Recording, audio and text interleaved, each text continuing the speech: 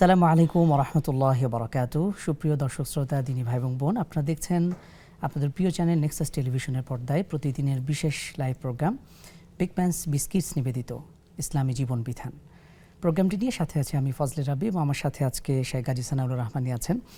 আমরা শেখ আলোচনা করছিলাম যে যে ঘটনাটা ঘটে গেছে এবং এক্ষেত্রে প্রথম করণীয় আল্লাহর কাছে দোয়া করা, তাওয়াক্কুল করা, সেই সাথে আমরা যতটুকু সাধ্যে করে আমরা যেন এই সকল যারা হতাহতের ঘটনায় আক্রান্ত হয়েছে তাদের পাশে থাকা। কিছু প্রশ্ন এসছে, আমরা ইনশাল্লাহ প্রশ্ন নেব। শেখ, এখন আমি প্রশ্নের আগে আরেকটা বিষয় একটু যুক্ত করতে চাই, সেটা হলো আমাদের এই মুহূর্তে যারা টেলিভিশনে দেখছেন, নেক্সাসের পর্দায় অথবা ফেসবুকে আমাদেরকে দেখছেন, ইউটিউবে দেখছেন, এই মুহূর্তে অনেকে আল্লাহর ঘরে আছেন, উমরায় আছেন। আমি তাদের কাছে একটি অনুরোধ রাখবো, আজকের আক্রান্ত সমস্ত পরিবারের পক্ষ থেকে সুযোগ হলে তারা যেন আজকের এই দুর্ঘটনার প্রতি দুর্ঘটনায় যারা আক্রান্ত হয়েছেন তাদের প্রতি আল্লাহর রহমত এবং করুণা প্রত্যাশা করে তারা যেন একটু তাওয়াফ করেন। এটা আমার ব্যক্তিগত একটি অনুরোধ। মায়েদের কান্নায় আমাদের বার্ন ইউনিটগুলি ভারী হয়ে উঠছে, আকাশ বাতাস ভারী হয়ে উঠছে। তো এই মায়েদের পক্ষ থেকে, বাবাদের পক্ষ থেকে মাসুম বাচ্চাগুলি ছটফট করছে, আমরা দেখতে পেয়েছি। স্কুলের মাঠের কিছু চিত্র গণমাধ্যমে এসেছে। আগুনের সেই যে আগুন তাদেরকে স্পর্শ করেছে, সেই কষ্টে দগ্ধ হয়ে তারা মাঠে ছটফট করছেন। সমস্ত কষ্ট নেমে যাবে যদি আল্লাহর রহমতের বৃষ্টি আমাদেরকে স্পর্শ করে। তো যে সকল বন্ধুরা এখন কাবা ঘরে আছেন, মক্কায় আছেন, বিশ্বাস করে তারা এই ঘটনার খবর পেয়েছেন এবং তারাও ভারাক্রান্ত, তারাও দোয়া করছেন। তাদের কাছে এটি একটি অনুরোধ আজকে সকল আহতদের পক্ষ থেকে, যারা শোকাহত তাদের পক্ষ থেকে, তারা যেন কাবা ঘরে একটি তাওয়াফ করেন। কারণ বিভিন্ন মুসিবতে আল্লাহর ঘরে গিয়ে সহযোগিতা, আল্লাহর নুসরত চাওয়া, আল্লাহর রহমত চাওয়া, এ ধরনের আমল আমরা আল্লাহ নবীজির কাছে দেখেছি। তো আমাদের তো আর এখন সুযোগ নেই এই মুহূর্তে যাওয়ার। তো যারা আছেন তারা যেন নিজেকে ওই আহত সন্তানের বা এই দুর্ঘটনায় আক্রান্ত সন্তানের একজন অভিভাবক মনে করে তারা যেন আল্লাহর ঘরে যান এবং সেখানে গিয়ে তারা যেন দুহাত তুলে অন্তত এই মুসিবতে যারা আক্রান্ত তাদের প্রতি আল্লাহর রহমতের ফায়সালা যেন হয়, করুণার যেন হয় এবং তারা যেন অতি দ্রুত সুস্থ হয়ে ওঠেন। এখনো পর্যন্ত কেউ ইন্তেকাল করেছেন কিনা সুস্পষ্ট তথ্য আমি দেখিনি গণমাধ্যমে। একজনের কথা হয়তো আরও আসবে, আল্লাহ ক্ষমা করুন। তো আল্লাহ তাআলা যেন সবাইকে ধৈর্য ধারণ করার তৌফিক দান করেন এবং এই দুর্ঘটনায় যারা আক্রান্ত হয়েছেন আল্লাহ তাআলা এদেরকে যেন পূর্ণাঙ্গ সুস্থতা দান করেন। যদি যারা মারা গিয়েছেন, যে তথ্যগুলো আমরা এখনো হয়তো পাইনি অথবা আসতে পারে, আল্লাহ তাআলা এদেরকে যেন জান্নাতুল উচ্চ মাকাম দান করেন, পাশাপাশি পরিবারকে ধৈর্য ধারণ করার তৌফিক দান করেন। এই বিষয়টি মানে সবচেয়ে ইম্পর্টেন্ট আসলে, যেই পরিবারগুলো আহতের শিকার হয়েছে, বাচ্চা সন্তান বা যার আত্মীয় স্বজন, আসলে তাদেরকে কোনো কিছু দিয়ে সান্ত্বনা দেবার মতন তো আমাদের পৃথিবীর কোনো ভাষা, কিন্তু কোরআন কারীমে আল্লাহ তাআলা যেমনটি সবরের কথা বলেছেন, এই ব্যাপারে যদি কিছু দেখুন। আল্লাহ তাআলা এই সমস্ত মুসিবত আজকে সকালেও কেউ হয়তো জানতো না, অথবা দুপুর 1টার সময় কেউ জানতো না, অথবা 1:10 কেউ জানতো না। আমরা যেটা গণমাধ্যমে দেখেছি যে বাচ্চারা ছুটির অপেক্ষায় ছিল, কেউ কেউ বলেছেন যে গার্ডিয়ানরা তারা অপেক্ষায় ছিলেন। আমাদের বাচ্চারাও তো মাদ্রাসা থেকে আসে, তারাও একটা উৎসব মুখর পরিবেশ নিয়ে অপেক্ষা করে। আমরাও যাই সন্তানদেরকে আনার জন্য, কিন্তু সেই উৎসবের মাঝেই মুসিবতের কালো মেঘ নেমে এসেছে। তো এই জন্য আল্লাহ তাআলা কোরআনে কত চমৎকার করে বলেছেন আমাদেরকে সান্ত্বনা দেওয়ার জন্য। আমরা আজকে যেই মা তিনি তার সন্তানের জন্য কাঁদছেন, পৃথিবীর কোনো ভাষা, কোনো শব্দ, কোনো বাক্য এই মায়ের সন্তানের চোখের পানি আটকাতে পারবে না। সান্ত্বনা দেওয়ার কোনো ভাষা নেই। আবার আসবো শেখ। আমাদের সাথে আরেকজন দর্শক শ্রোতা আছেন। আসসালামু আলাইকুম ওয়া রাহমাতুল্লাহ। ওয়ালাইকুম আসসালাম। আমার দুইটা প্রশ্ন। জি প্লিজ। আমি ওই আগে 3টার পরে উঠে তাহাজ্জুদ নামাজ নিয়মিত পড়তাম। তারপরে ওই ডাক্তারে আমার ঘুম আসে না, ঘুমের ঔষধ দিয়েছে। এখন আমি ওই এশার নামাজের পরে আমি ওই তাহাজ্জুদ নামাজ পড়ি। আমার কি এই নামাজটা হবে? জি বোন, বুঝতে পেরেছি। দ্বিতীয় প্রশ্ন। আর একটা আমার দ্বিতীয় প্রশ্ন, মাগরিবের নামাজের পরে একটা বইয়ের ভিতর পাইছি 300 বার লা ইলাহা ইল্লাল্লাহু মুহাম্মাদুর রাসূলুল্লাহ এই পড়লে নাকি মরার সময় আযাব কম হবে। এটা কতটুকু সত্য আমি হুজুরের কাছে একটু জানতে চাইছিলাম। জীবন আমাদের সাথেই থাকুন, আমরা ইনশাআল্লাহ সম্মানিত শায়েখের কাছ থেকে উত্তর নেব। এবং প্রিয় দর্শক শ্রোতা, আপনারা কিন্তু যে কোনো প্রশ্ন করতে পারেন, আমাদের নির্ধারিত টপিক আলোচনা চলবে। পাশাপাশি আপনাদের যে কোনো প্রশ্ন, জীবন ঘনিষ্ঠ প্রশ্ন আপনারা আমাদের কাছে করতে পারেন স্ক্রিনে দেওয়া নাম্বারে, অথবা আমাদের ফেসবুক এবং ইউটিউবও সরাসরি সম্প্রচারিত হচ্ছে, সেখানেও আপনারা প্রশ্ন করতে পারেন। শায়েখ, যে প্রশ্নগুলো এসছে, আল্লাহ তাআলা কোরআনের যে আয়াতটি বলেছেন, ওয়ালা নাবলুওয়ান্নাকুম বিশাইইম মিনাল খাউফ, আমি তোমাদেরকে পরীক্ষা করব। এটা কিন্তু আল্লাহর পরীক্ষা। নিঃসন্দেহে কেউ নানান রকমের প্রযুক্তিগত বিষয় বলছেন, বিমানের এটা দুর্বল ছিল, এটা উচিত হয় নাই, সেটা উচিত হয় নাই। এখানে আসলে আমি জাগতিক বস্তুগত কোনো বিষয় বলছি না। এটা একটা মুসিবত, এটা পরীক্ষা, এটা আল্লাহর পক্ষ থেকে। এটার জন্য কেউ প্রস্তুত ছিল না। যে মা আজকে ব্রাণ ইউনিটি তার সন্তানের জন্য পাগল প্রায় হয়ে গিয়েছেন, ওই মা হয়তো তার সন্তানের খাবারটাকে রেডি করেছিল। সন্তান বলেছে যে মা আমি একটু মুরগি দিয়ে খেতে চাই, মা হয়তো সন্তানের খাবারকে রেডি করেছে, খাবার পড়ে আছে খাবারের জায়গায়, সন্তান হয়তো আসেনি, অথবা সন্তান এখন বার্ন ইউনিটে আছে, সে কাতরাচ্ছে, রক্তাক্ত হয়ে আগুনে পুড়ে সে কাতরাচ্ছে। এই মুসিবত আল্লাহ তাআলা বলেছেন ওলা নাবলুওয়ান্নাকুম, এটা পরীক্ষা আল্লাহর পক্ষ থেকে। এখন নানান টেকনিক্যাল বিষয় সামনে আনা হচ্ছে, আমি টেকনিক্যাল বিষয় নিয়ে কথা বলতে চাই না। এটা পরীক্ষা, গোটা জাতির ওপরে পরীক্ষা, গোটা দেশের ওপরে পরীক্ষা। যার সন্তান আজকে আক্রান্ত হয়েছেন, মুসিবতে পড়েছেন, তার জন্য পরীক্ষা, আমাদের জন্য পরীক্ষা। আমি যেন আরেকজনের দুঃখে, আরেকজনের শোকে আমি তার পাশে দাঁড়াচ্ছি কিনা, এটা আমার জন্য পরীক্ষা। আল্লাহ তাআলা কোরআনে বলেছেন যে আমি তোমাদেরকে পরীক্ষা করব। ওয়ালা নাবলুওয়ান্নাকুম বিশাইইম মিনাল খাউফ ওয়াল জু' ওয়া নাকসিম মিনাল আমওয়ালি ওয়াল আনফুস। এই নিষ্পাপ বাচ্চার তো ফেরেশতা তুল্য। আমি ঠিক শায়েখ, এই প্রশ্ন অনেকেই আসলে করতে চায় যে এই যে নিষ্পাপ বাচ্চাগুলো 5, 6, 7, 8 বছর বয়স, তাদের কি দোষ ছিল? নিঃসন্দেহে পরিষ্কার তাদের কোনো আয়াত দোষ নাই, আল্লাহ তাআলা কিন্তু নিঃসন্দেহে বলেছেন। তাদের কোনো দোষ নাই। এটা আল্লাহর পক্ষ থেকে পরীক্ষা। তারা তো ফেরেশতা, এই বাচ্চাগুলো তো বাসা আসার জন্য প্রস্তুত ছিলেন। এটা একটা পরীক্ষা। আল্লাহ বলেছেন ওয়ালা নাবলুওয়ান্নাকুম বিশাইইম মিনাল খাউফি ওয়াল জু'i ওয়া নাকসিম মিনাল আমওয়াল ওয়াল আনফুসি ওয়াস সামারাত। মা বাবার সামনে কলিজার টুকরা সন্তান দগ্ধ হয়েছে, এর চেয়ে বড় পরীক্ষা আর কি হতে পারে? আমি বিশ্বাস করতে চাই যে একজনও মারা যায়নি। আমি এটা আল্লাহর কাছে আমি প্রত্যাশা করি। আমি জানি না এই আমাদের সকলের প্রত্যাশা এইটা, সেই প্রত্যাশা সত্য হবে কিনা সেটা জানি না। এরপরও হয়তো কোনো মৃত্যু সংবাদ আমাদের সামনে আসবে। কেউ তো প্রস্তুত ছিলেন না এটার জন্য। মাইলস্টোন কর্তৃপক্ষের কথায় আপনি বলেন, এত বড় মুসিবতের জন্য তারা কল্পনাও তো করতে পারেনি। এই মুসিবত গোটা বাংলাদেশের জন্য। আজকে আমরা সবাই কেঁদেছি, আজকে আমাদের কান্নার দিন, আজকে আমাদের দোয়া করার দিন।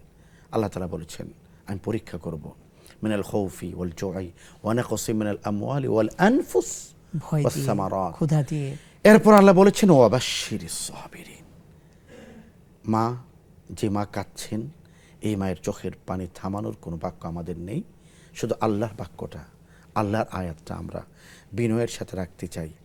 ওয়াবাশশিরিস সাবিরিন, ধৈর্য ধারণ করুন, সবর করুন।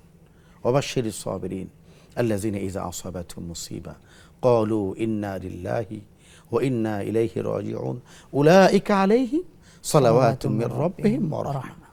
আমরা বিশ্বাস করি যে রব্বুল আলামিন নিঃসন্দেহে আমাদের কান্না শুনবেন, তিনি আমাদের দোয়া শুনবেন, তিনি প্রত্যেকটি বাচ্চাকে দ্রুত সময়ে সুস্থ করে দেবেন, এটা আমাদের বিশ্বাস। এবং আমরা প্রত্যাশা করি না, আমরা শুনতে চাই না যে কেউ মারা গিয়েছে। যদিও কেউ মারা গিয়ে থাকেন, আল্লাহ যেন তাকে জান্নাতের উঁচা মাকাম দান করেন এবং তার পরিবার পরিজনকে সবর করার তৌফিক দান করেন। আমিন। নবী করিম সাল্লাল্লাহু আলাইহি ওয়াসাল্লামের 3জন সন্তান মারা গিয়েছেন একের পর এক। ইব্রাহিম, কাসেম, আবদুল্লাহ, তাহের। 3জনের একজনের একাধিক নাম, সম্ভবত আবদুল্লাহ যিনি, তারই আরেক নাম তাহের। আল্লাহ রসুলের সন্তানদেরকে আল্লাহ রসুল কোলে করে দাফন করেছেন। নবীজি কাঁদছেন রহমাতুল্লিল আলামিন, রসুলের দাড়ি থেকে টপ টপ করে পানি পড়ছে। রসুল তিনি তো মানুষ ছিলেন, এই জন্য তার কান্না ছিল, তার শোক ছিল। আল্লাহ তাআলা তাকে সন্তানের পরিবর্তে কাউসার দান করেছেন। ইন্না আ'তাইনাকাল কাউসার ফাসল্লি লিরাব্বিকা ওয়ানহার। এই জন্য আজকে আমাদের চোখের বাঁধ ভাঙবে না, চোখের পানি অনবরত পড়তে থাকবে। আমরা যেন আমাদের জবানে শুধু সান্ত্বনাটুকু রাখি, ইন্না লিল্লাহি ওয়া ইন্না ইলাইহি রাজিউন। পাশাপাশি আমি আরেকটি আবারও আসবো ইনশাআল্লাহ আপনার কাছে। আমার আরেকজন দর্শক শ্রোতা অপেক্ষা করছেন। আসসালামু আলাইকুম ওয়া রাহমাতুল্লাহ। ওয়ালাইকুম আসসালাম ওয়া রাহমাতুল্লাহি ওয়া বারাকাতুহু। জীবন প্রশ্ন করুন। আমার 3টি প্রশ্ন। জি, ফার্স্ট কোশ্চেন হচ্ছে যে হুজুর আমরা যখন কোনো বিপদে পড়ি তখন তো বলবো যে ইন্না লিল্লাহি ওয়া ইন্না ইলাইহি রাজিউন, বা আল্লাহর আশ্চর্য সুন্দর কিছু দেখবো তখন বলবো সুবহানাল্লাহ বা আলহামদুলিল্লাহ। তো অনেকে তো জানে না যে কোথায় কি বলতে হয়। অনেক লোক আছে যে এমনি একটা আমার সন্তান ভালো রেজাল্ট করলো, বললো যে ভালো, কিন্তু বললো না যে মাশাআল্লাহ, বা আমার গাছে অনেক ফল আসছে দেখে মনে করেন যে লাইক দিল, কমেন্ট করলো, কিন্তু সুবহানাল্লাহ আলহামদুলিল্লাহ বা যা বলার কিছুই বললো না। তো লাগছে এই ক্ষেত্রে আমার করণীয় কি? দেখা যায় যে আমার জিনিসটা ক্ষতিগ্রস্ত হয়ে যায়। জি, বুঝতে পেরেছি। কখন কোন সময় আসলে Second- কি দোয়া পড়বে? জি, দ্বিতীয় হ্যাঁ প্রশ্ন। হ্যাঁ না, যদি আমাকে মনে করেন যে ওই ব্যক্তি যদি কিছু না বলে, শুধু ভালো বললো কিন্তু সুবহানাল্লাহ আলহামদুলিল্লাহ কিছুই বললো না, এক্ষেত্রে দেখা যায় জিনিসটা ক্ষতিগ্রস্ত হয়ে যায়। জি, বুঝতে তখন পেরেছি আমার ম্যাম। করণীয় কি? কি জি। করলে আমার এই জিনিসটা ক্ষতিগ্রস্ত হবে না? সেকেন্ড কোশ্চেন হচ্ছে যে আমি শুনছি যে আলেমদের মুখের দিকে তাকিয়ে থাকলে সগীরা গুনাহ মাফ হয়ে যায়। তো আমরা যদি আপনাদের যারা এই যে অনুষ্ঠান আমাদের আসে দেখি, আমরা আমাদের গুনাহটা কি মাফ হবে বা এটা কি সত্যি কিনা? জি, বুঝতে পেরেছি। আর তৃতীয় প্রশ্ন। থার্ড কোশ্চেন হচ্ছে যে মুসাফার ফজিলত কি, আর মহিলারা কি মুসাফা করতে পারবে কিনা নিজের সন্তানের সাথে বা মহিলাদের সাথে? জি, আসসালামু আলাইকুম ওয়া রাহমাতুল্লাহ। ধন্যবাদ বোন, আমাদের সাথে থাকুন। শেখ, আমরা কিছু প্রশ্ন নিয়ে নিই ইনশাআল্লাহ। আমি জি বলুন। শুরুতে কিছু প্রশ্ন এসেছিল যে ফজরের নামাজ তার মিস হয়ে গিয়েছে এবং তিনি ভুলেই গিয়েছেন, পরবর্তীতে জোহরের সময় পড়ার পরে তার মনে হয়েছে, এক্ষেত্রে করণীয় কি? আমার বোনের ক্ষেত্রে মূল করণীয় হলো যখনই আপনার মনে হবে তখনই আপনি সালাত আদায় করবেন, এবং ফজরের ক্ষেত্রে প্রথমে 2 রাকাত সুন্নত আদায় করবেন, এরপরে 2 রাকাত ফরজ আদায় করবেন যখনই মনে হবে এটা। ওই বোন আরেকটু প্রশ্ন করেছিলেন যে একই সূরা তিনি 2 রাকাতে রিপিট করেছেন, এক্ষেত্রে না, ইচ্ছাকৃতভাবে এটা করা যাবে না। কোরআনুল কারীমের কমপক্ষে 10টি সূরা জানা থাকা প্রতিজন মুমিনের জন্য আবশ্যক। তো এই জন্য ইচ্ছাকৃতভাবে এটা করা যাবে না। ভুলে করলে আল্লাহ তাআলা ক্ষমা করবেন। সালাত আদায় হয়ে যাবে, কিন্তু সালাত হয়ে আসলে যাবে, অন্তত ইচ্ছাকৃতভাবে 10টি করা সূরা যাবে কিন্তু না। আমাদের চাইলে মুখস্থ করা সম্ভব। জি। আলহামদুলিল্লাহ। সুপ্রিয় দর্শক শ্রোতা, আপনারা দেখছেন নেক্সাস টেলিভিশনের প্রতিদিনের বিশেষ আয়োজন ব্যাকবেঞ্চ বিস্কিটস নিবেদিত ইসলামী জীবন বিধান। সময় হয়ে গেল ছোট্ট একটু বিরতিতে যাবার। বিরতির পর খুব শীঘ্রই ফিরছি, আমাদের সাথেই থাকুন।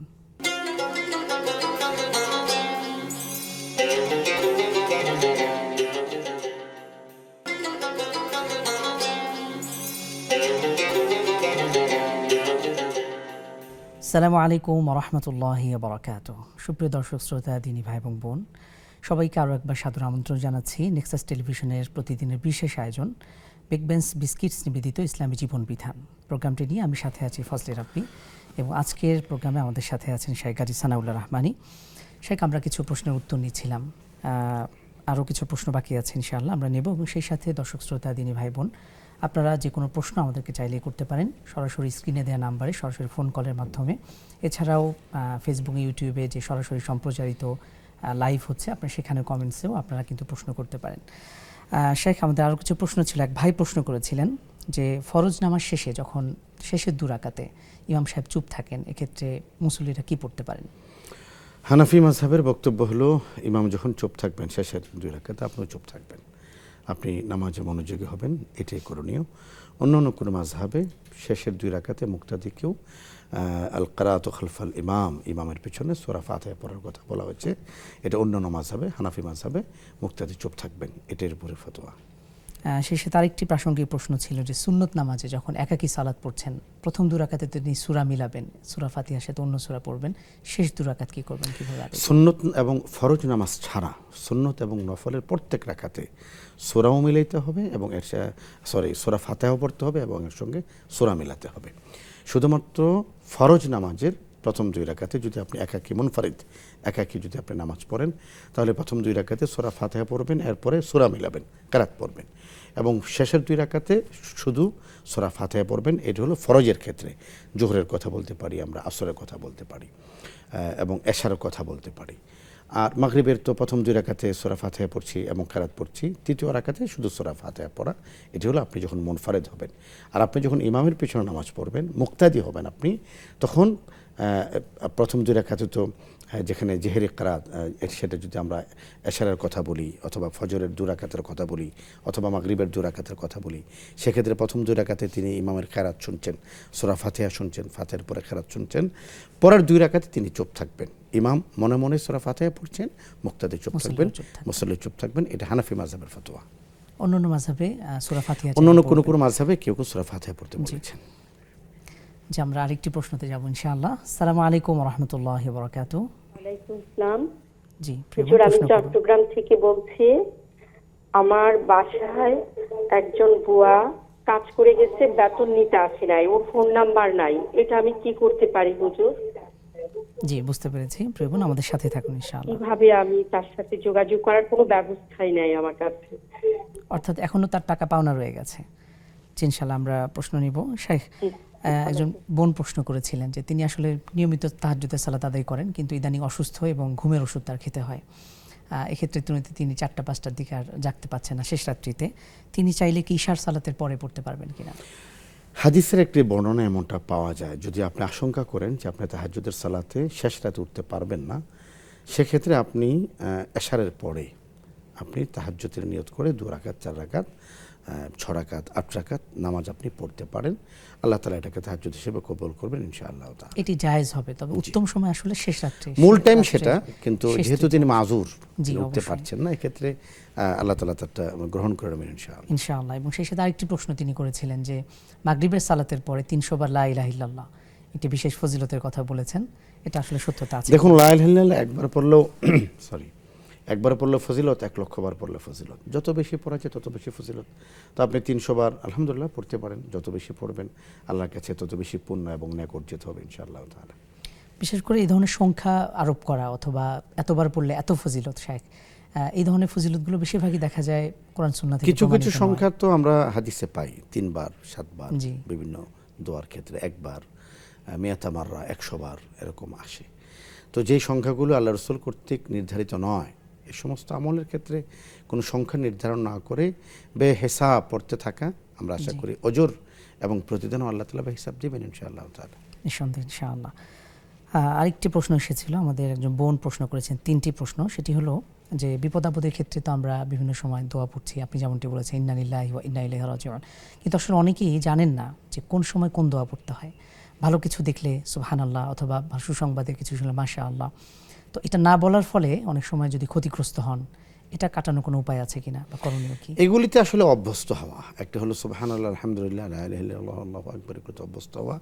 একটা শব্দ আমাদের সমাজে এসেছে, এটা হলো প্র্যাকটিসিং মুসলিম, প্র্যাকটিক্যাল মুসলিম যেটাকে বলা হয়। আমি আসলে মুসলমান, তো আমার তো প্র্যাকটিস থাকতে হবে ইসলামের। সকাল সন্ধ্যা দিন রাত, ভালো মন্দ, সুখ দুঃখ, আনন্দ বেদনা, আশা হতাশা, সব কিছুতে ইসলামের একটা পরিপূর্ণ বিষয় আমাদেরকে আল্লাহ রাসূল সাল্লাল্লাহু আলাইহি ওয়াসাল্লাম বলে দিয়ে গেছেন, গাইডলাইন দিয়ে গেছেন। এটা জানতে হবে। এটা আমি যখন জানবো তখন আমি সুবহানাল্লাহ জায়গায় সুবহানা বলবো, আলহামদুলিল্লাহ জায়গায় আলহামদুলিল্লাহ বলবো, ইন্না লিল্লাহি জায়গায় ইন্না লিল্লাহি বলবো। এটা ওই প্র্যাকটিসিং মুসলিম না হওয়ার কারণে আমাদের সমস্যা হয়ে যাচ্ছে। আমার বোনের আরেকটা প্রশ্ন সম্ভবত এমন ছিল যে যেখানে আসলে মাশাআল্লাহ বলার কথা, সেখানে কেউ যদি মাশাআল্লাহ না বলেন তাহলে আমার করণীয় কি? একটা গুরুত্বপূর্ণ বিষয়। আমার এখানে একটা ব্যক্তিগত অভিমত, সেটা হলো আপনি মাশাআল্লাহ বলাই নেবেন। কারণ হলো এটা ঝুঁকিপূর্ণ। তিনি দেখলেন আপনার একটা গ্লাস খুব সুন্দর, তো তিনি বলেন ওয়াও ফাইন, তো আপনি বলেন যে আপা একটু মাশাআল্লাহ বলেন। উনি যদি পরে মাশাআল্লাহ বলে দেন তাহলে এটা প্রতিষেধক হয়ে যায়। মাছির ক্ষেত্রে একটা বক্তব্য আছে যে মাছির 2টো ডানা থাকে, এক ডানায় থাকে বিষ, আরেক ডানায় থাকে প্রতিষেধক। এই জন্য হাকিমুল উম্মাত আশরাফ আলী থানভী রাহিমাহুল্লাহ তাআলা তিনি বলেছেন যে তোমার পাতে যদি মাছি বসে তো এটাকে আস্তে করে তুমি পুরোটাকে ডুবিয়ে দাও। এতে কি হবে? হাদিসেও এসছে এটা। তো তাহলে কি হবে? তুমি যখন ডুবিয়ে দিবা তখন ওর ওই যে বিষটা ছিল ওটার প্রতিষেধকটা চলে আসছে। তো হাদিসের এই বক্তব্যটাকে আমরা ওই সমস্ত ভাই অথবা বোনদের ক্ষেত্রে ব্যবহার করতে পারি যার চোখে একটু সমস্যা আছে। এটা পাওয়ারের সমস্যা নয়, এটা হলো নেগেটিভ পাওয়ারের সমস্যা, যে তিনি চাইলে কারো অকল্যাণ হতে পারে। তো তিনি যখন বলবেন ওয়াও বিউটিফুল, তা আপনি বলেন যে আপা প্লিজ, ভাই প্লিজ মাশাআল্লাহ বলেন। মাশাআল্লাহ তাকে দোয়া করে দেন। হ্যাঁ, মাশাআল্লাহ যখন আপনি বনিয়ে নিলেন তখন তার কি বলে এটাকে প্রতিষেধকটা আপনি পেয়ে গেলেন, এখন আর প্রবলেম হবে না। 1 নাম্বার। 2 নম্বর বিষয় হলো আমাদের এখন সমাজে একটা বিষয় চলছে, একটা ট্রেন্ড, সেটা হলো খুব প্রকাশ করা মানুষের সামনে। আমি একটা ভালো জায়গায় খাচ্ছি এটা একটা ছবি তোলা, এটা ফেসবুকে দেওয়া, আমার সন্তানকে কোনো ভালো জায়গায় ঘুরতে গেছি এটার ছবিটা দেওয়া, আমি আমার সন্তানের সামনে একেবারে পিৎজা বার্গার নানান কিছু দিয়ে আমি আমার সামর্থ্য যেটা আল্লাহ তাআলা দিয়েছেন সন্তানের সামনে এটা দিলাম, এই ছবিটা তুলে শো অফ করা, এটা হাদিসে নিষেধ আসছে। আপনার সামর্থ্য আছে, আপনি আপনার সন্তানকে 10 রকমের খাবার দিয়ে আপনি তাকে আপ্যায়ন করাচ্ছেন। এমনও ভাই আছেন যিনি আপনার ঘনিষ্ঠ, তিনি হয়তো তার সন্তানের মৌলিক খাবারটা সংগ্রহ করতে তাকে গলদঘর্ম হতে হচ্ছে, এটা তার জন্য কষ্ট হয়ে যাচ্ছে। তো এই জন্য শো অফটা যে আমরা করতেছি না, এই যে করছে, এটারও কিন্তু একটা নেগেটিভ বিষয় আছে, বদনজরতা আছে। মানুষ এটা দেখে, মানুষ এটা দেখে, একটা নতুন জামা কিনলে ওইটা আমাকে ফেসবুকে দিতে হবে, নতুন মোবাইল কিনলে ফেসবুকে দিতে হবে, বাচ্চা পরীক্ষায় রেজাল্ট করেছে এই বাচ্চার ছবি ফেসবুকে দিতে হবে। এইগুলি থেকে আমাদের বেঁচে আসতে হবে এবং সব ক্ষেত্রে আল্লাহ তাআলা শুকরিয়া আদায় করি, আলহামদুলিল্লাহ আপনার সন্তান তো খুবই ব্রিলিয়েন্ট, মাশাআল্লাহ ভাই দোয়া করবেন, মাশাআল্লাহ। মানে পুরা জিনিসটা আপনি যখন আল্লাহর তাওয়াক্কুল রহমত এর উপর ভরসা করবেন ইনশাআল্লাহ তাআলা, তখন মানুষ কর্তৃক চোখের অথবা মনের ক্ষতর মাধ্যমে যে ক্ষতি হওয়ার আপনার সম্ভাবনা থাকে, এটা আশা করি কেটে আল্লাহ তাআলা চাইলে হেফাজত করবেন ইনশাআল্লাহ। আলহামদুলিল্লাহ, আমাদের সাথে আরেকজন দর্শক শ্রোতা অপেক্ষা করছেন। আসসালামু আলাইকুম ওয়া রাহমাতুল্লাহি ওয়া বারাকাতুহু। ওয়ালাইকুম আসসালাম ওয়া রাহমাতুল্লাহ। জি প্রিয় ভাই, প্রশ্ন করুন।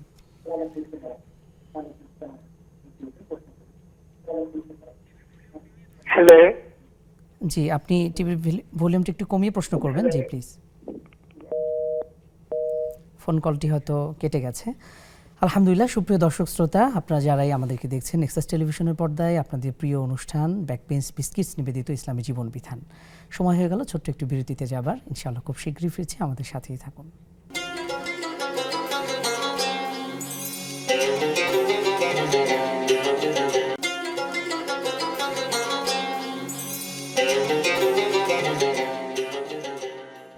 আসসালামু আলাইকুম ওয়া রাহমাতুল্লাহি ওয়া বারাকাতুহু। সুপ্রিয় দর্শক শ্রোতা, আলহামদুলিল্লাহ সবাইকে আরও একবার বিরতির পর সাদর আমন্ত্রণ জানাচ্ছি আপনাদের প্রিয় চ্যানেল নেক্সাস টেলিভিশনের পর্দায় প্রতিদিনের বিশেষ আয়োজন ব্যাকবেঞ্চ বিস্কিটস নিবেদিত ইসলামী জীবন বিধান।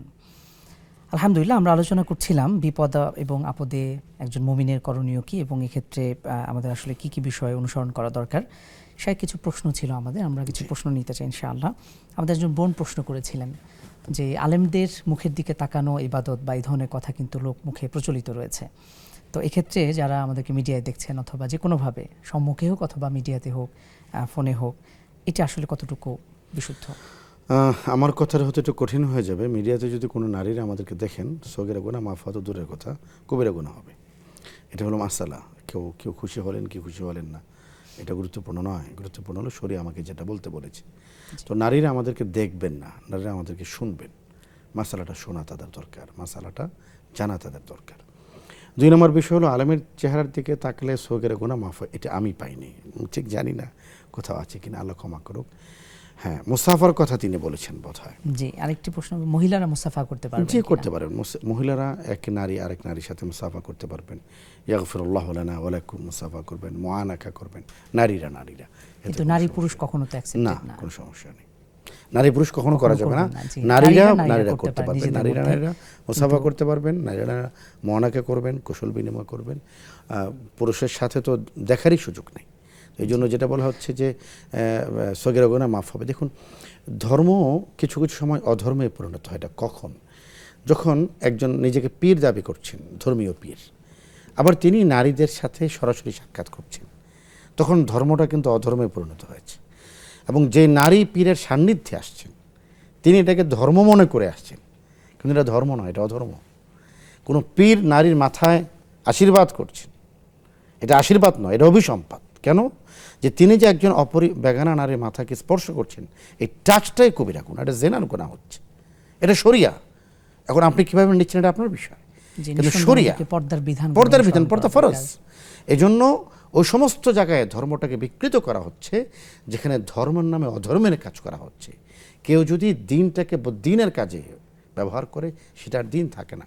এই জন্য কোনো নারী শিক্ষকতার জন্য অথবা আধ্যাত্মিকতার জন্য অথবা ওই যে পীর মুরিদের কোনো একটা আপনার অজুহাত দিয়ে কোনো নারী কোনো পুরুষের ঘনিষ্ঠ হন বা যাকে সাক্ষাৎ করতে চান, এগুলো সম্পূর্ণ হারাম এবং কবিরা গুনাহ, শরীয়তে হালাল নয়। বেঁচে থাকতে হবে, আল্লাহ তাআলা আমাদেরকে হেফাজত করুন। এবং আরেকটি প্রশ্ন ছিল একজন বোনের, তার কাজের মহিলা তাকে আসলে তার পাওনা বুঝিয়ে দেবার আগে তিনি চলে গিয়েছে এবং সুযোগ আর পাননি, বা তার ফোন নাম্বারও নেই, এক্ষেত্রে করণীয় কি? হাদিসের একটা বিখ্যাত গল্প মনে পড়ে গেল। রাসূল করিম সাল্লাল্লাহু আলাইহি ওয়াসাল্লাম বনী ইসরায়েলের 3 জন মানুষের গল্প করেছেন। সেখানে একজন মানুষ ছিল যে তার পাওনা কিছু টাকা, তার পারিশ্রমিকের কিছু টাকা রয়ে গিয়েছিল তার মনিবের কাছে। তো তার মনিব, এটা আমরা পড়েছি বিভিন্ন কিতাবে, বনী ইসরায়েলের 3 জন বিখ্যাত ব্যক্তির ঘটনা। একজন অন্ধ ছিল, একজন কুষ্ঠরোগী ছিল, আরেকজন এরকম তার সার্ভেন্ট ছিল যার কিছু কি বলে আপনার পারিশ্রমিকের টাকা রয়ে গিয়েছিল তার মালিকের কাছে। তো সেই মালিক সেই টাকা দিয়ে একটি ছাগল কিনেছেন অথবা দুটি ছাগল কিনেছেন। সময়ের ক্রমান্বয়ে পালাক্রমে একসময় সেটা ছাগলের পালে পরিণত হয়েছে। তো আমি আমার বোনকে দুটো পরামর্শ দিতে পারি। একটা হলো যে আপনি এই টাকাটা আপনার কাছে গচ্ছিত রাখুন এবং অপেক্ষা করুন, কোনো না কোনো সময় হয়তো তিনি আপনার কাছে আসবেন ইনশাআল্লাহ তাআলা। এটা হলো 1 নাম্বার। 2 নম্বর বিষয় হতে পারে যে আপনি তার নামে একটা অ্যাকাউন্ট করতে পারেন। এই অ্যাকাউন্টে টাকাটা থাকলো, আপনি অপেক্ষা করলেন তার জন্য। একটা সময় এমন হতে পারে 5 বছর 10 বছর সে আসতেও পারে। এমন যদি না হয়, আপনি এটা ওই আপনার সার্ভেন্টের নামে এটা ওয়াকফ অ্যাকাউন্ট করে দেবেন। 3 নম্বর হলো আপনি টাকাটা দান করে দিতে পারেন, তবে শর্ত হলো কখনো যদি সেই প্রাপকের সাথে আপনার দেখা হয় তখন তার গোটা পাওনাটা টাকাটা, বুঝিয়ে দেওয়া। পূর্ণ পাওনা টাকাটা আপনি তাকে প্রদান করতে হবে। তো এক্ষেত্রে 3টার থেকে যে কোনো একটা অফার আপনার গ্রহণ করতে পারেন। তবে প্রথম অফারটা কিন্তু বেশ, যেটা আল্লাহ রাসূল সাল্লাল্লাহু আলাইহি ওয়াসাল্লাম সাহাবায়ে কেরামকে শুনিয়েছেন, যে সেই টাকা তিনি ছাগল কিনে সেটা রেখে দিয়েছেন, লালন পালন করেছেন, 1 ছাগল থেকে 1000 ছাগলে পরিণত হয়েছে। মূল কথাটা হলো আমি বিশ্বাস করি আপনি একজন বস হিসেবে বা মনিব হিসেবে আপনি একজন আমানতদার এবং নেককার আপনি, কারণ আপনি টাকাটা দেওয়ার জন্য উদ্গ্রীব। তো আপনি এমন একটি কিছু করুন যাতে করে তার কল্যাণ হয়, অথবা আপনার কাছে অন্তত রেখে দিন, সেই জন্য যে কোনো সময় আসলে টাকাটা পেয়ে যায়। আল্লাহ আপনাকে উত্তম খুবই বিনিময় দান চমৎকার, করুন। জাযাকাল্লাহ শেখ, অনেক সুন্দরভাবে কোরআন এবং হাদিস থেকে বুঝিয়ে দিচ্ছিলেন আমাদেরকে, আলহামদুলিল্লাহ।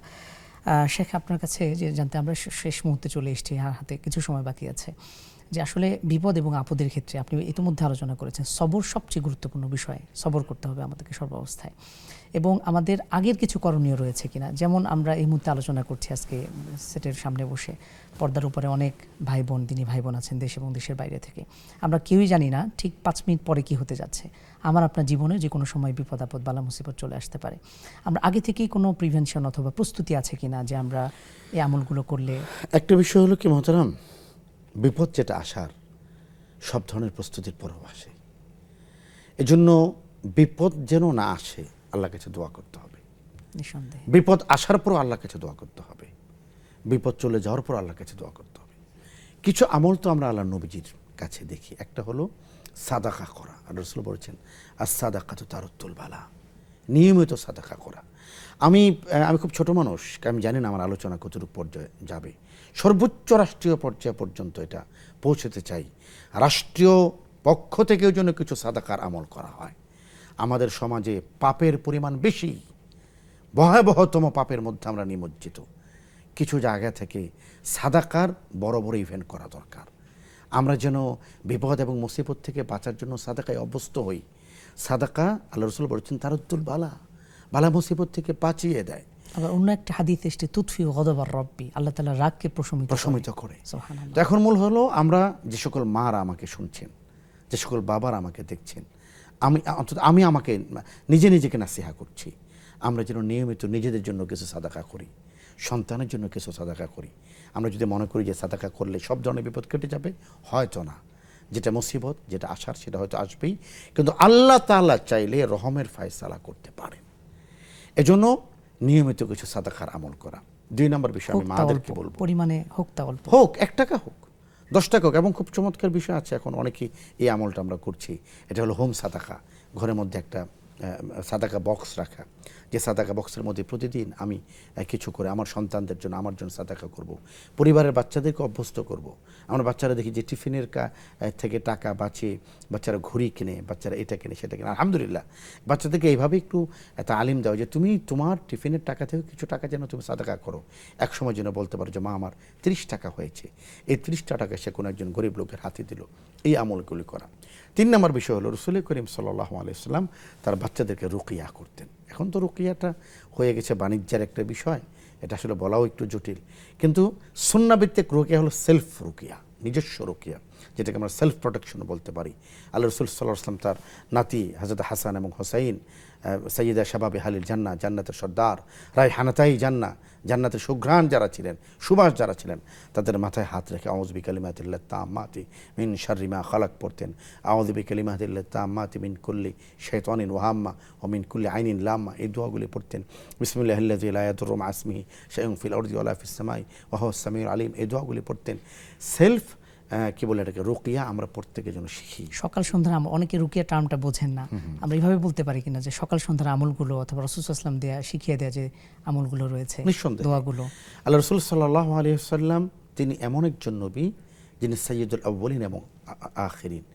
আমার নবীর প্রোটেকশনের জন্য তো আল্লাহই যথেষ্ট, নিঃসন্দেহে। এরপরও আল্লাহ রসুল সকাল সন্ধ্যায় এত আমল করতেন, এত দোয়া পড়তেন, নিরাপত্তার জন্য এত বেশি দোয়া পড়তেন, যার সবচেয়ে ছোট সংস্করণের নাম হলো আল আজকার এবং হিসনুল মুসলিম, যেটা 4 থেকে 450 পৃষ্ঠা। আমরা শেষ স্বাভাবিকভাবেই পর্যায়ে আসলে, যেটা আমরা বলতে বেশি চাই, বেশি দোয়া করতে ধৈর্য পারি, এবং দোয়া, আলহামদুলিল্লাহ। ধৈর্য এবং দোয়া, এটা আমাদের সব সময় আমাদের রক্ষা কবচ। ধৈর্য এবং দোয়া এবং আল্লাহর কাছে মিনতি, শেষ বেশি বেশি মুহূর্তে আমরা এসে চাইবো আমি ইনশাআল্লাহ। আল্লাহর কাছে আলহামদুলিল্লাহ মিনতি শেখ, করতেছি, আল্লাহ যেন আলহামদুলিল্লাহ। সব ধরনের মুসিবত থেকে আমাদের রক্ষা করেন। যে আমিন, মুসিবত আমিন, হলো আল্লাহুম্মা আমিন। এখান থেকেও যেন আল্লাহ তাআলা সবার ব্যাপারে রহমতের ফয়সালা করেন, আমিন। আমিন। আলহামদুলিল্লাহ। সুপ্রিয় দর্শক শ্রোতা, দিনী ভাই এবং বোন, এতক্ষণ পর্যন্ত আপনারা দেখছিলেন নেক্সাস টেলিভিশনের প্রতিদিনের বিশেষ আয়োজন ব্যাকবেঞ্চ বিস্কিটস নিবেদিত ইসলামী জীবন বিধান। আজকে আমরা যে টপিকটি নিয়ে আলোচনা করেছি, বিপদ এবং মুসিবতে আমাদের করণীয় কী হতে পারে, আলহামদুলিল্লাহ ইতিমধ্যে শায়েখ এ সম্পর্কে আলোচনা করেছেন। আমরা সে বিষয়গুলো মেনে চলার চেষ্টা করবো ইনশাআল্লাহ, এবং সেই সাথে আমরা আবারও স্মরণ করছি আজকের এই দুর্ঘটনায় যারা আহত বা নিহত হয়েছে, আল্লাহ তাআলা সবাইকে ক্ষমা করুন, এবং সেই সাথে আল্লাহ তাআলা আমাদেরকেও বিভিন্ন বিপদ আপদ থেকে হেফাজত করুন। এতক্ষণ যারা আমাদের সাথে ছিলেন সবাইকে আন্তরিক মোবারকবাদ এবং শুভেচ্ছা জানিয়ে আজকের মতন এখানেই শেষ করছি। দেখা হবে পরবর্তী আয়োজনে। সকলেই ভালো থাকবেন, সুস্থ থাকবেন। আসসালামু আলাইকুম ওয়া রাহমাতুল্লাহি ওয়া বারাকাতুহু।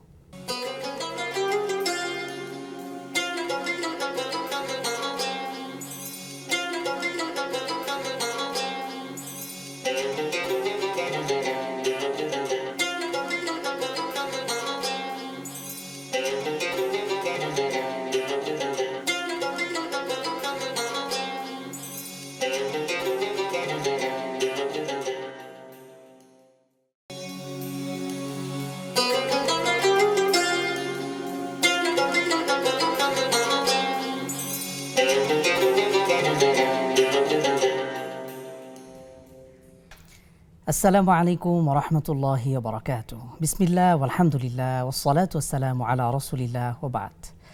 কাছে দূরে দেশ ও প্রবাসে যে যেখান থেকে আমাদের সাথে এই মুহূর্তে যুক্ত হয়েছেন সুপ্রিয় দিনী ভাই এবং বোন, সবাইকে আন্তরিক মোবারকবাদ এবং শুভেচ্ছা জানিয়ে শুরু করছি আপনাদের প্রিয় টেলিভিশন চ্যানেল নেক্সাস টেলিভিশনের পর্দায় প্রতিদিনের বিশেষ আয়োজন বিগম্যানস বিস্কিটস নিবেদিত ইসলামী জীবন বিধান।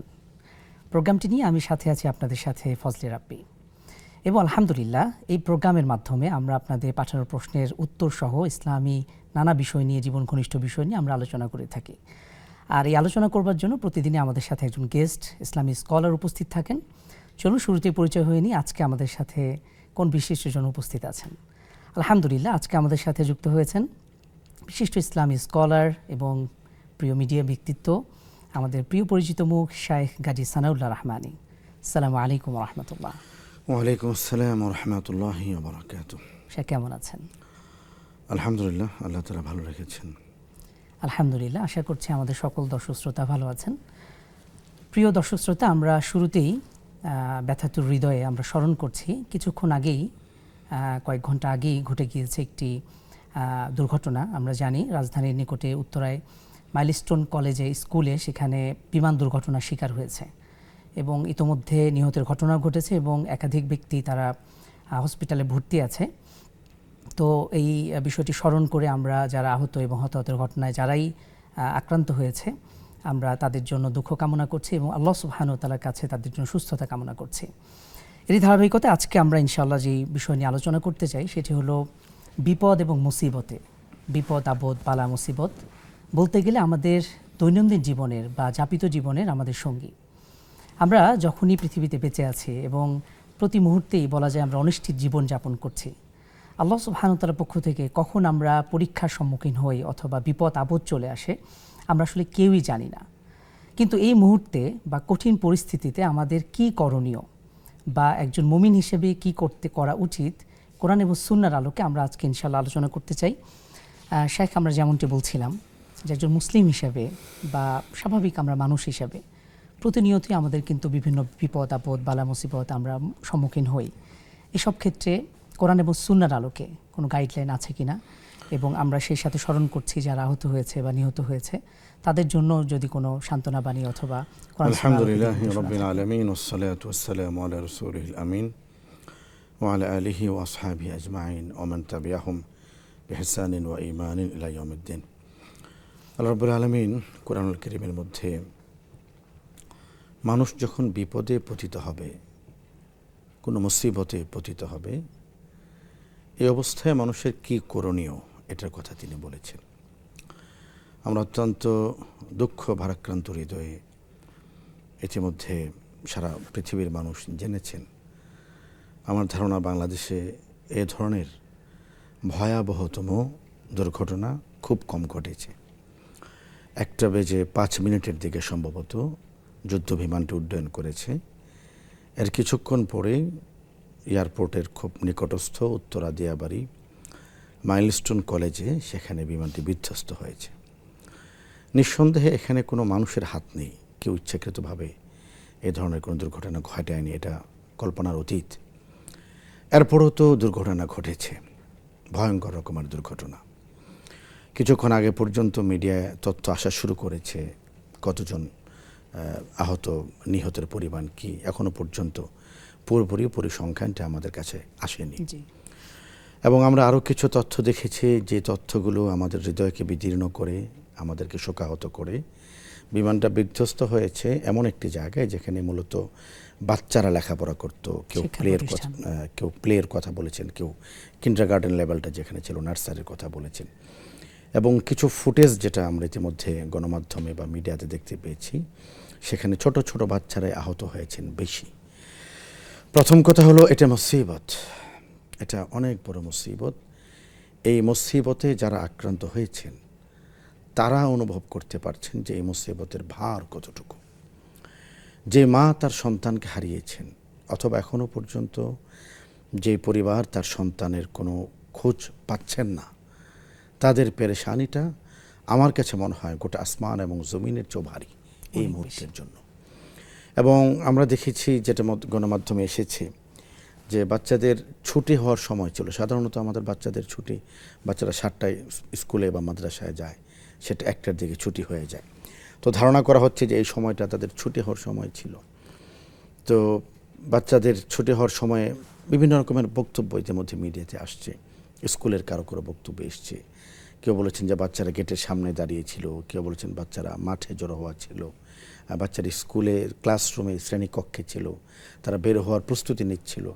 এবং আমরা সর্বশেষ যে ভিডিও ফুটেজগুলি গণমাধ্যমে দেখেছি যে বিমানের একটা অংশ ভবনের ভিতরে প্রবেশ করে ফেলেছে। এখন বিষয়টা হলো যে এর চেয়ে ভয়াবহতম ঘটনা আর হতে পারে না। যে সন্তান ছুটি হয়েছে সে অপেক্ষায় ছিল তার মায়ের, অথবা তার মা অপেক্ষায় ছিল তার সন্তানের। এমন ঘটনা না ঘটুক, আল্লাহর কাছে দোয়া করছি। এরপর হয়তো ঘটছে, এরপর হয়তো কিছু তথ্য আসবে যে সেই মা আর তার সন্তানের দেখা আর পৃথিবীতে হবে না। কেউ না কেউ হয়তো এমন আছেন। টিফিনের সময় আমাদের বাচ্চারা যখন মাদ্রাসায় যায়, আমিও কখনো কখনো আমার বাচ্চাদেরকে আনতে যাই। আজকের ঘটনাটি প্রতিটা বাচ্চাকে আমার নিজের বাচ্চার কথা মনে হয়েছে যে আমার বাচ্চার জন্য আমার হৃদয়টা যেমন কাঁদছে। আজকে যারা সন্তান অসুস্থ হয়েছে, সন্তান আক্রান্ত হয়েছেন, আহত হয়েছেন, অথবা যে সন্তানের এখন পর্যন্ত সন্তান পাওয়া যাচ্ছে না, আইডি কার্ড পাওয়া যাচ্ছে, স্কুল ব্যাগ পাওয়া যাচ্ছে, সন্তানের খোঁজ পাওয়া যাচ্ছে না, সে মা বাবার মনটা তো আমাদের মতোই মা বাবার মন। তারা কিভাবে সহ্য করছেন, কিভাবে তারা এটাকে ধৈর্য ধরবেন। বাচ্চার জন্য হয়তো মা তার টিফিনের ব্যবস্থা রেখেছিলেন, সে টিফিন তার টেবিলে পড়ে আছে। বাচ্চা হয়তো এখনো পর্যন্ত আমরা জানি না তার ঠিকানা কোথায় হয়েছে, কোন হাসপাতালে আছে। প্রথম করণীয় হলো আজকের এই দুর্ঘটনায় আল্লাহ তাআলার কাছে দোয়া করতে থাকা। এখনো পর্যন্ত আমাদের ওলামায়ে কেরাম যখন আল্লাহ রাস্তায় যান তখন কয়েকটি আমল করা হয়। একটি আমল হলো কিছু ভাইদেরকে রাখা হয় যারা কন্টিনিউয়াসলি দোয়া করতে থাকবেন। তো আমার কাছে মনে হয় যে প্রচুর পরিমাণ নিউজ কাভারেজ হচ্ছে, ভিড় বাড়ছে, সমস্ত কিছু ওকে, এর পাশাপাশি কিছু মানুষ যেন আমরা দায়িত্ব নিয়ে নিই, যারা আমরা জায়নামাজে বসে যাব এবং এই মুসিবতের যারা আক্রান্ত তাদের প্রতি যেন আল্লাহ তাআলা রহমের ফায়সালা করেন, এর জন্য দোয়া করতে থাকা। দোয়ার কোনো বিকল্প নেই, রহমের ফায়সালা যেন করেন আল্লাহ তাআলা। যারা আহত তাদেরকে যেন আল্লাহ তাআলা দ্রুত সুস্থ করেন। দেখুন, আগুনে যখন গায়ে আগুন ধরে এটা যে কত কষ্টের সেই ব্যক্তি জানে। বাচ্চার গায়ে আগুন শুধু বাচ্চা পড়ছে না, বাচ্চার পিতামাতারা পড়ছে, আমরা পড়ছি, আমাদের হৃদয়গুলো জ্বলছে। এই জন্য প্রথম কাজ হলো দোয়া করা, আল্লাহ আপনি রহম করেন, রহমের ফায়সালা করেন। আল্লাহ যদি রহম করেন, আমরা দেখি ভয়াবহ বিপদ থেকেও মানুষ সুস্থ হয়ে ফিরে আসে, ভয়াবহ জটিল অবস্থা থেকেও মানুষ সুস্থ হয়ে ফিরে আসে। এই জন্য প্রথম করণীয় হল আল্লাহর কাছে দোয়া করতে থাকা, আল্লাহর কাছে দোয়া করতে থাকা, আল্লাহর কাছে দোয়া করতে, আল্লাহ কোনো মার বুক যেন খালি না হয়। এই মুসিবতের অনেক বড় ধরনের এফেক্ট হতে পারে, এমন যেন না হয়। আল্লাহ আপনি যেন রহম করেন, রহমের ফায়সালা করেন। পানি যেমন আগুনকে নিভিয়ে দেয়, আমাদের দোয়া এবং চোখের পানি যেন এই মুসিবতকে নিভিয়ে দেয় এবং যত রকমের আশঙ্কাগুলি হচ্ছে সব ধরনের আশঙ্কাগুলি যেন মিথ্যায় পরিণত হয়। প্রত্যেক সন্তান যেন সুস্থ হয়ে তার মায়ের কোলে ফিরে যেতে পারেন, এটা হলো প্রথম করণীয়। 2 নম্বর করণীয় হলো, হাসপাতালগুলিতে আমরা মিডিয়ার মাধ্যমে দেখতে পাচ্ছি যে প্রচুর পরিমাণ রক্তের প্রয়োজন, এখন সহযোগিতার প্রয়োজন। সেখানে উৎসুক জনতার ভিড় প্রচণ্ড। আমি দুর্ঘটনা সম্ভবত 1:30 থেকে অথবা 1:40 থেকে টেলিভিশনে খবরটা এসেছে, 1:40 দিকে হতে পারে বা তার আগে পড়ে দেখলাম যে একটা নির্মাণাধীন ভবনের 4 তলা 5 তলা জুড়ে অসংখ্য দর্শনার্থী দাঁড়িয়ে আছেন। আমার কাছে মনে হচ্ছিল সেকেন্ড দুর্ঘটনা এখানে ঘটবে, লোকজনকে অতিরিক্ত লোকের ভারে বিল্ডিংটা ভেঙে পড়বে। আমরা উৎসুক জনতা অনেক ক্ষেত্রে কাজের ক্ষেত্রে বিঘ্ন ঘটাই। এখানে স্বেচ্ছাসেবক দরকার, এখানে রোগীদের পাশে, অসুস্থ আহতদের পাশে সহযোগীদেরকে দরকার। অন্তত উত্তরা থেকে বার্ন ইউনিট পর্যন্ত গোটা রাস্তাটা যেন শুধুমাত্র অ্যাম্বুলেন্সের যাতায়াতের যে কোনো ভাবে আসলে সহযোগিতাটা দরকার, সেটা যেন থাকে। আমরা ইনশাআল্লাহ আবার আসবো শাইখ, আমাদের একজন শ্রোতা অপেক্ষা করছে। আসসালামু আলাইকুম ওয়া রাহমাতুল্লাহি ওয়া বারাকাতুহু। কে বলছেন, কোথা থেকে বলছেন? আসসালামু আলাইকুম ওয়া রাহমাতুল্লাহি। হুজুর ভালো আছেন? আলহামদুলিল্লাহ আমরা ভালো আছি, আশা করি আপনি ভালো আছেন। হুজুর, আমার ফার্স্ট কোশ্চেন হচ্ছে, আমি এই ফজরের নামাজ পড়তে ভুলে গিয়েছি, একটু দেরিতে উঠছি, পরে বলছি কাজটা সেরে একটু পড়বো, আর ভুলে গিয়েছি, পড়তে মনে ছিল না। আসল জোহর যখন পড়ছি, পড়া শেষ, তখন মনে পড়ছে। এমত অবস্থা আমি কি করব? জীবন আমাদের সাথেই থাকুন। দ্বিতীয় কোশ্চেন হচ্ছে, আমি সুন্নাত নামাজে ডাবল করে সূরা পড়ে ফেলে দিই প্রথম রাকাতে এবং দ্বিতীয় রাকাতে, আমার নামাজ কি হবে, সুন্নাত নামাজ?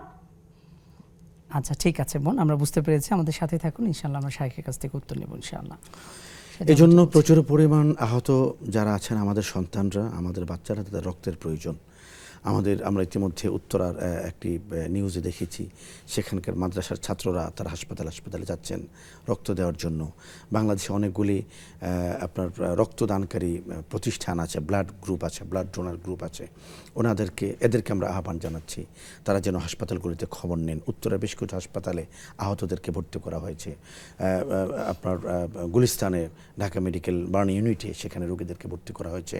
আমরা যেন প্রত্যেকে এই মুসিবতগ্রস্ত সন্তানগুলিকে নিজের সন্তান মনে করি। আজকে যদি আমার সন্তান আক্রান্ত হতো, তাহলে আমার যেমন মনে হতো, আজকে যখন আমরা দেখছি একটার পর একটা, একজনের পর একজন বাচ্চা বেরিয়ে আসতেছে, তারা আগুনে পড়ে ঝলসে গিয়েছে, চেহারা চেনা যাচ্ছে না। কোনো কারো দৃশ্য আমরা দেখতে পেয়েছি। বিশেষ করে আসলে সত্য মিথ্যাটা এখন অনেক বোঝা মুশকিল, নানান রকম বিভিন্ন কিছু ছড়াচ্ছে। একজনকে দেখলাম একেবারে কয়লা হয়ে গিয়েছে, কোনো বাচ্চার স্কুল ব্যাগ আমরা দেখেছি আগুনে পুড়ে গিয়েছে। তো এই জন্য আমরা যেন এটাকে নিজের সন্তান মনে করি।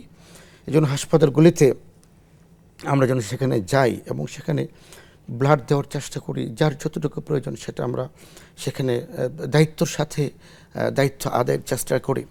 এর চেয়ে গুরুত্বপূর্ণ বিষয় হলো, আমরা অনেক রকমের ফেক নিউজ দেখতে পাচ্ছি।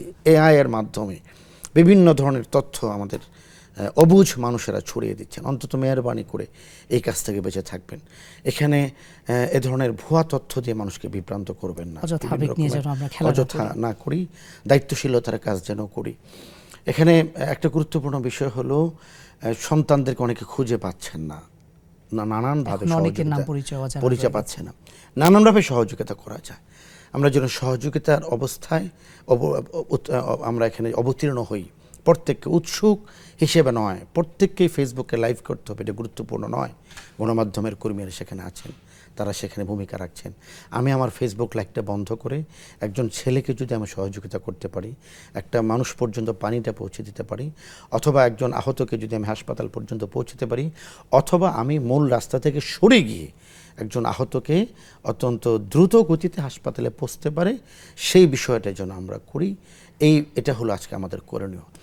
জি, আচ্ছা, আবার আসবো ইনশাআল্লাহ আপনার কাছে। আমাদের আরেকজন দর্শক শ্রোতা অপেক্ষা করছেন।